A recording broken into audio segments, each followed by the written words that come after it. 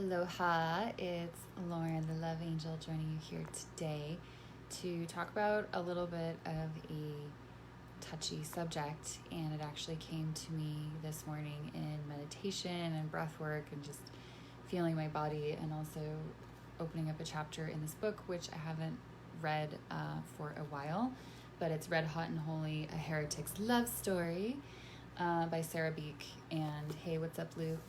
And yeah, so I flipped right to the page of where she was talking about Jesus and Mary Magdalene's supposed daughter named Sarah Kali Ma or something. I can't remember exactly what her name was, but her name was Sarah.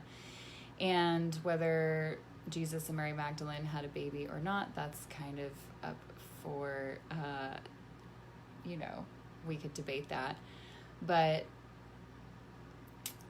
sorry, someone just called me.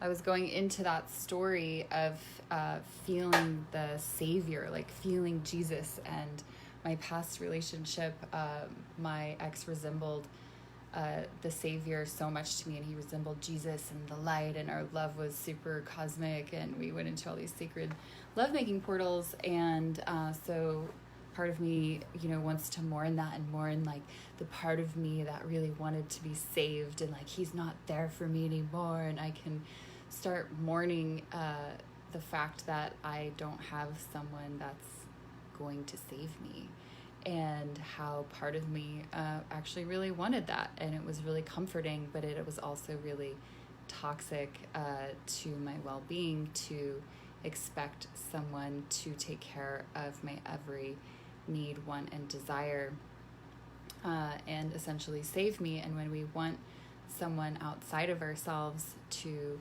save us or nurture us or give us energy that we actually can't source for ourselves, then we usually project our whole entire well-being and reality onto them.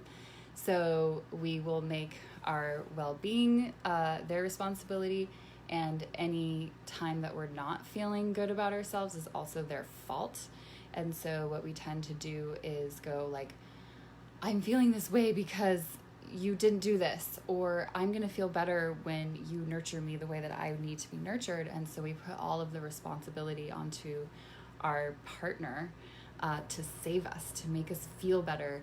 And we take the power out of our own true sovereignty and our own true self. And that's not to say that your partner can't meet your needs and that you can't make requests and that you can't emotionally relate, but placing your partner onto this, savior pedestal actually really is disempowering, and it puts you into the victim mindset. How can we save our own selves? That's such a good question, Erica, and that's definitely what this talk is about, is how do we save ourselves? Because my belief that I'm coming around towards more and more is nobody's going to save you. No one's going to come around and like swoop you up and give you everything that you haven't given yourself already. So as empowered women and empowered beings, how do we self-resource and draw in love, nurturing, self-soothing? How do we self-regulate our nervous systems so that we fill our own cup? And for women, and for me particularly, when I'm PMSing or I'm starting my period, which is like right now, today, this morning, I get even more sensitive and more needy and more imbalanced, where I'm just like, oh my God, I'm feeling everything and I don't know how to bring myself to center. And there's lots of energies that I'm dealing with, but I find that if I give myself permission, my self-practice was about an hour today. Hi, Victoria. Usually my self-practice is maybe 20 or 30 minutes, but I'm like, wow, I really need an hour of self-love and nurturing and just touching myself, feeling myself, giving myself permission to not do heavy breath work, to just lay in Shavasana, listen to good music, to hold my heart, to cry, to feel. And yeah, Roman, no one's going to save us. And I actually find that men do this too. Men are really looking for the feminine force outside of themselves that they're mother maybe gave to them. Like maybe you had amazing motherly love, but then you spend your whole life looking for that again in your partner and in the feminine. And then when she can't give it to you or provide it for you in the way that you want, you act out, you get angry, you get upset, you project your childhood wounds onto your partner. Hi, Ashley. Hi, Jennifer.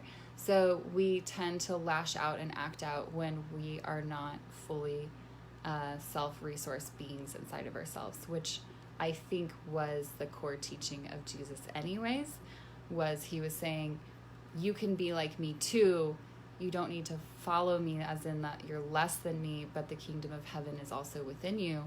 And so that being said, we can call upon these divine healing resources that are in our body or in the universe to, self-heal and self-soothe and self-regulate and take personal responsibility for who we are, how we're feeling, what we want in the world. And if you're on a path to enlightenment or ascension or spiritual evolution, again, no healer or man or person outside of you is going to take you all the way there. And yes, we have leaders, we have healers, we have shamans, we have guides that point us into a direction and give us a soul resonance of what's possible, but we have to do the work.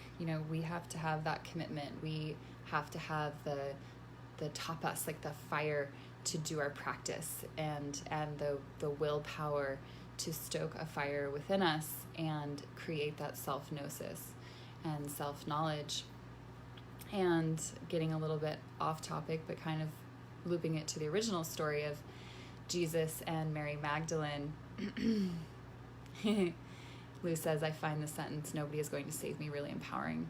I can't see the rest of your comment because it's on my phone. But anyways, I'll read it when we're done. And Mary Magdalene and Jesus were said to do a lot of sacred sex practices and sacred union practices. And so I'm just putting it out there in the world as a reminder, as a loving reminder, that one of the quickest ways to self-gnosis or self-knowledge or self-wisdom is a sacred sexual practice, is running your sexual energy through your body and breath and conscious awareness as a spiritual practice, as a way of turning on that illumination crown that everyone has. Like Jesus never walked around saying, thank you so much, Ashley. Jesus never walked around saying, I'm the only one to be illuminated. He was wanting everyone to be illuminated. He was wanting everyone to find their personal sovereignty and power inside of them. And unfortunately, the church, damned women, damned sexuality, and put all of the power and control inside of the church and took it outside of the body and outside of people's personal sovereignty. So I'm all about taking that back. I'm all about saying, no one's going to fucking save you. I'm so sorry. I'm so sorry to break you the news. But when I really took my power back, and I take it back every day, but I was going through kind of a sad drama portal when I was like mixing my ex and being like, oh my God, he's not going to save me. Like he's not coming back for me. And oh, my soul and our heart and our love and all this stuff. And that was a really disempowering story. So it's way more empowering to, what I found in my meditation this morning is connecting to Mother Earth. And we kind of forget sometimes that she's such a big grounding resource and that we can call upon her.